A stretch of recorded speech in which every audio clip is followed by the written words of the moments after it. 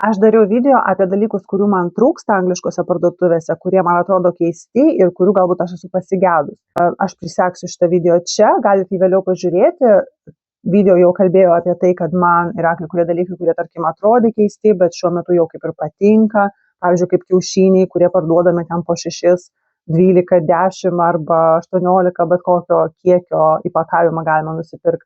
Taip pat kaip ir pienas, kuris matuojamas pintom. Taigi visiems hi, aš su Viktorija ir welcome back į mano kanalą, kur mes leidžiam laiką su Talku. Šiandien aš noriu pasidalinti dalykais, kurie man patinka angliškose parduotuvėse, kurie, pavyzdžiui, vėlgi, aš negyvenu Lietuvoje labai seniai ir aš negaliu 100% žinot, ar to iš tikrųjų vis dar nėra Lietuvoje. Bet kiek atsimenu, tarkim, tokių dalykų nebuvau radus, o dabar, kai atvažiuoju į Lietuvą, aš nelabai iš tikrųjų apsipirkinėjau daug, nes aš dažniausiai apsistoju pas tėvus. Žodžiu, man nelabai tenka po parduotuvės vaikščioti Lietuvoje, todėl kai kurie dalykai galbūt yra pasikeitę. Todėl šitam video tiesiog pasidalinsiu tokiais savo pastebėjimais, kurie man patinka angliškose parduotuvėse ir man atrodo, kad šitų dalykų iki šiol nėra Lietuvoje. Pavyzdžiui, čipsų įpakavimai. Jie patys Walkers, čia kaip lietuviški Lays, man atrodo, jie parduodami dažniausiai yra didelis maišas, kuriame yra daug mažų maišų. Ir tai gali būti 6 arba 12 arba 24, tarkim, maži maišeliai po 60 gramų ar 50 gramų, kas yra labai patogu dėl to, kad jeigu pas jūs yra vakarėlis arba jūs varote gamtą ir reikia pasiimti su jums daug skirtingų traškučių, tai yra žiauriai patogu tiesiog nusipirkti vieną didelį maišą su skirtingais skoniais ir kiekvienas gali pasirinkti savo patinkantį skonį, kas yra labai, labai patogu dėl to, kad tai nėra didelis maišas, kurį tu atidarai ir visi ten savo ranką kiša, o kiekvienas prieina, paima mažą maišelį ir tu gali pasirinkti tiesiog tą skonį, kuris tau patinka. Taip pat galima nebūtinai pirkti miksai. Visada yra galimybė pasiimti maišą, kuriame bus vien tik tai tavo mėgstamiausias skonis. Bet čia yra toks portion control, kas man žiauriai patinka dėl to, kad aš pati, kaip ir nepasakyčiau, kad labai mėgėja tų čipsų. Dažniausiai, jeigu pakuotė jau atidaryta, tai kažkaip man norėsis ją pabaigti. Tai o su tais mažais maišeliais taip yra, kad, tarkim, vieną maišelį tu atidarai, suvalgiai ir kaip ir jau pagalvosi, ar tu iš tikrųjų nori antro. Dar vienas dalykas, kuris man labai patinka, tai yra vaistai, paprasti vaistai, tokie kaip ibuprofenas ir paracetamolis, jie yra prieinami paprastose parduotuvėse.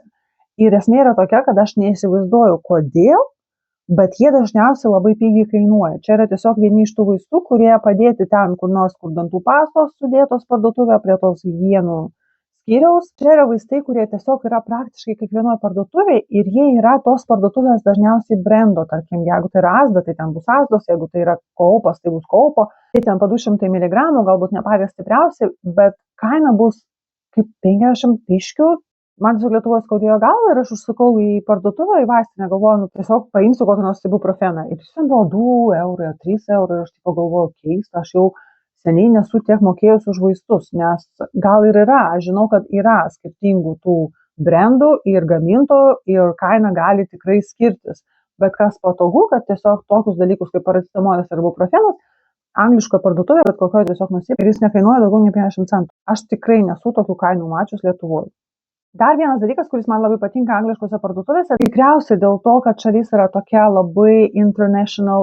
Dėl to, kad gyvena labai didelis žmonių kiekis, skirtingų tautų ir kultūrų, labai daug parduotuvių, paprastų maisto prekių parduotuvių, turi visą aisle, kokį nors skyrių, kuris vadinsis World's Foods.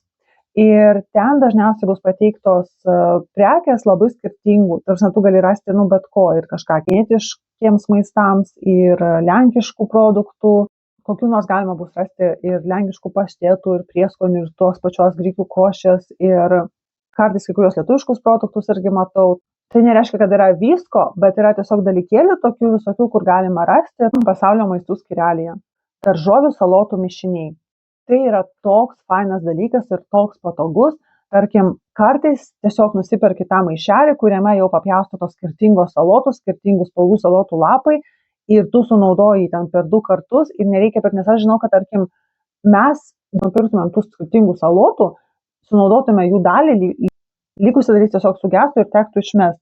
Tuo tarpu, kai nusiperki maišą, kuriame jau yra papjaustytas nedidelis kiekis, tu realiai per 1 arba 2 kartus visą šitą miksą sunaudoji ir netenka išmesti. Ir vėlgi čia yra kažkoks toks dalykas, kur aš, tarkim, Netgi paskutinį kartą, kai buvau Lietuvoje, atkreipiau dėmesio parduotuvėje, aš nepastebėjau, kad kur prie daržovių, nes Anglijoje dažniausiai ten, kur daržovės, ten dažniausiai bus tos skyrius, kur sudėti tos daržovės, kurios jau papjaustytos ir supakuotos.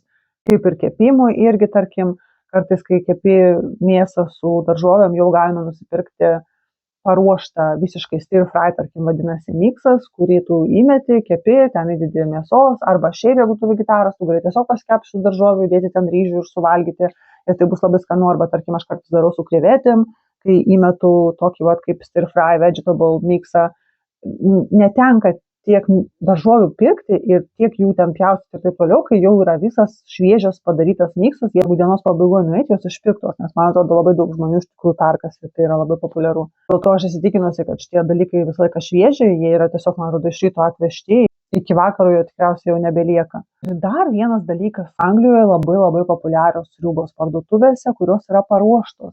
Kaip, tarkim, nueini į iki ir jau bus paruoštos konteineriuose, tarkim, mišrainės, balta mišrainė. O Anglijoje labai populiarios sriubos, kurios yra paruoštos, skanios ir tai yra taip faina, man kartais aš tingiu savo gaminti sriubas, aš gaminu vaikams, bet savo nelabai. Ir kartais man ypač tokiais lietingais žiemos vakarais užsinori suvalgyti sriubos ir aš neretai nusiperku, tarkim, Marks & Spencer turi labai didelį pasirinkimą. Ir čia vienas iš tų tokių dalykų, kur aš nemačius Lietuvoje. Vėlgi, jeigu jūs žinot, kad Lietuvoje taip yra, galite dalintis ir rašyti, kur jūs tai perkatės. Aš nemačius to Lietuvoje ir aš tik tai mačius tokius dalykus Anglijoje. Tu tiesiog namie pasišildai ir gali valgyti labai skanias sriubas. Kiek pažįstu anglų, jie net nieks nevalgo sriubų, todėl aš net neįsivaizduoju, kam tos sriubos parduodamas. Tikriausiai mums imigrantams. Nors ne, aš matau, kad anglai perkasi, bet tiesiog ne taip dažnai, nes, sakau, kiek aš dirbu, kiek aš bendrauju su būtent anglais, jie sriubų nevalgo. Ir jie tai būna keistai, tai reaguoja, taip lyg tipo, soup. Yeah, soup, it's good, it's nice. Nu, tipo, kodėl tu nemėgsti sriubos? Taigi, tokie dalykai man patinka anglų parduotuvėse ir jeigu yra kažkokie dalykai, kurie patinka jums ir jūs norite jais pasidalinti, taip pat galite rašyti jos komentaruose, arba jeigu, pavyzdžiui, jūs gyvenat Lietuvoje ir sakot, kad, ne, Viktorija, iš tikrųjų Lietuvoje irgi tokius dalykus parduoda, tai taip pat galite rašyti tai komentaruose. Ačiū, kad pažiūrėjote šitą video iki galo. Nepamirškit spausti patinka, tai yra nemokama ir jums nesunku, ir man malonu. Taip pat galite pažiūrėti šitos video. Visiems bye!